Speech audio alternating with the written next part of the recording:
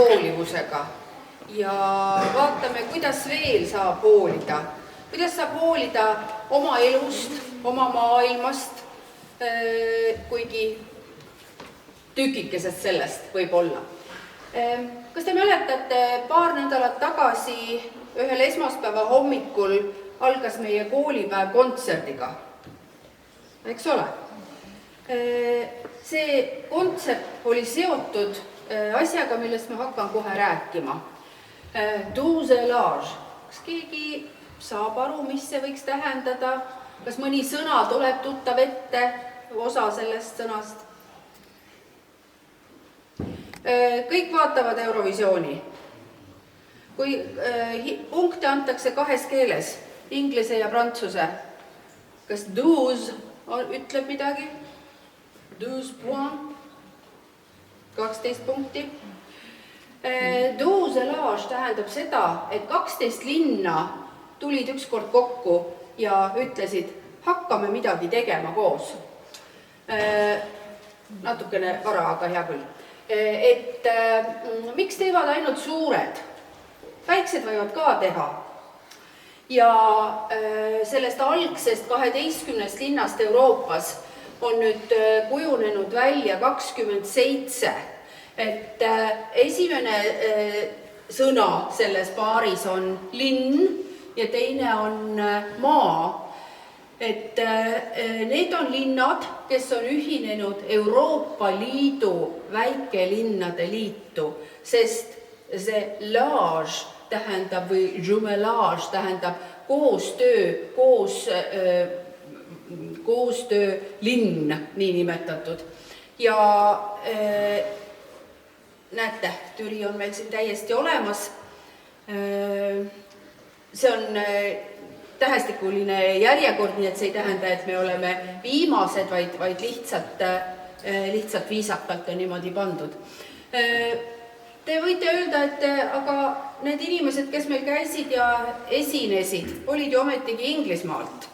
Inglismaa ei ole enam või Suurbritannia ei ole enam Euroopa Liidus, aga kuna nemad olid esimesed, kes selle asjaga välja tulid või ühinesid, siis Ühendkuningriik on auliige.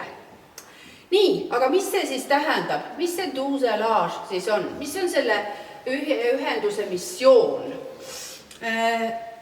Me tahaksime, et Euroopa vaim, see tähendab, et inimesed saaksid vabalt teha asju, selliseid asju, mis neid huvitavad ja leiaksid endale uusi sõpru ja seeläbi ka aru saaksid, millised on teised maad, teised rahvad ja tegelikult, et me ei ole üksteisest nii erinevad. Selles mõttes, et me ei peaks võitlema üksteise vastu, nagu praegu siiski mitmel pool toimub. Et me saaksime toetuda sellele, mis meid ühendab. Et sellist vaimu levitada ja tugevdada. Eesmärk on luua haridus, majandus, turismi, spordi ja kultuurisidemeid. Nii et meil toimusid siin siis kultuuri- ja haridussidemed praegu. Aga mõte on selles, et mitte ainult üks väike grupp inimesi käib kuskil ja teeb midagi, vaid võimalikult palju inimesi saaks sellest osa ja võimalikult palju inimesi saaks aru, mis see asi siis lõpuks on. Et ka väikesed võivad teha suuri asju, ei pea olema pealinnad. Ja kui te mõtlete, et igalt maalt on ainult üks linn, siis me peaksime väga uhked olema, et Türi seal on ja proovima ära kasutada kõiki neid võimalusi, mida see ühendus pakub. Ja nüüd siis mõned pildid. Me käisime Melinda ja Hugoga Kreekas, Prevesas, mis on ka siis väike linn, kuigi ta on suurem kui Türi ja Türi vald kokku, et seal on umbes 23 000 elanikku.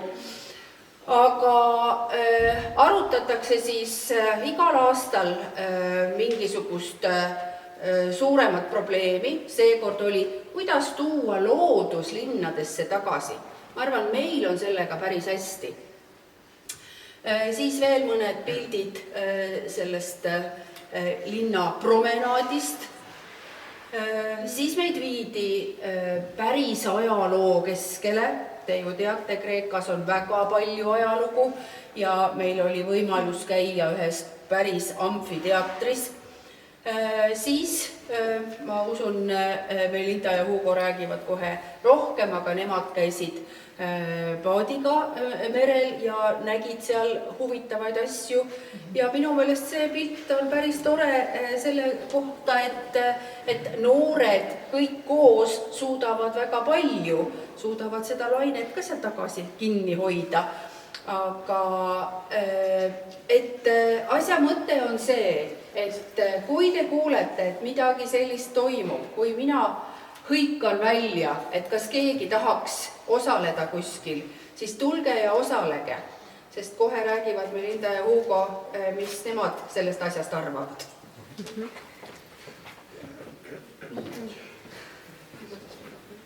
Siis meie emotsioonid, et tea. Põhimõtteliselt esimene päev oli meil siis. Meil oli esimesel päeval oli siis kokkusaamine, kus me hetkene president siis rääkis, mis on üldse Tuužalas, mis on selle mõte.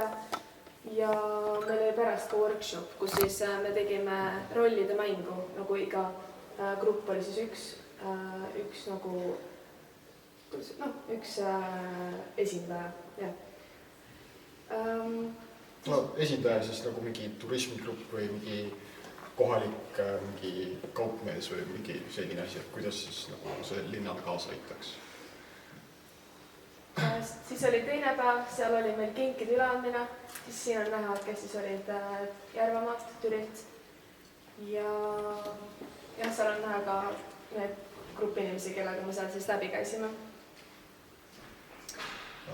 Siin on siis kaks pilti. Esimesel pildil, vasakpoolsel pildil on siis meie hotell. Esimesel päeval, kui me kohale jõudsime, see oli mingi kell 11, kell 12 öösel. See oli nagu vihma sadas ja see trepp seal on marmorist. Nii et see oli nagu väga libe. Aga hotell oli väga ilus seest. Ja teisel pool oli merevaatega, nagu tõesti oli lahe hotell. Ja siis see teine pilt, õpetaja Aedul oli ka sarnane pilt, on siis Raekojast.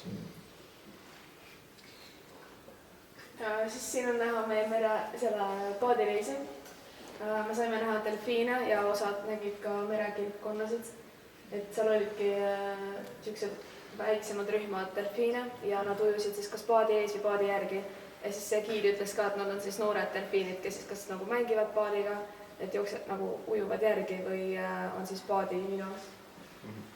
Ja see oli meie grupipilt, mis me tegime paadis, et seal on näha, et üks reis oli päris tukkuma. Minule meeldis väga see Preveza. Ainus probleem, mis mul sellega oli see, et me alustasime neljapäeval kell 2 öösel sõitu lennujaamast ja me jõudsime neljapäeva õhtul peaaegu kell 12 hotelli.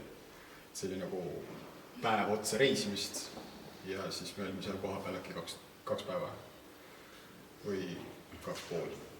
Aga kõige piinarikumad olidki nagu bussisõidud, sest et Ateenast Prevezasse oli mingi 4-5 tundi bussisõitu.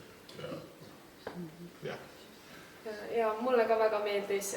Kahju oli, et aeg jäi päris lühikeseks, et oli ainult 2 päeva, sikast pikka päeva. Aga kindlasti soovitan kõigile, kes plaanivad tulevikus minna või kellel on võimalus minna. Ja meie poolt. Aitäh!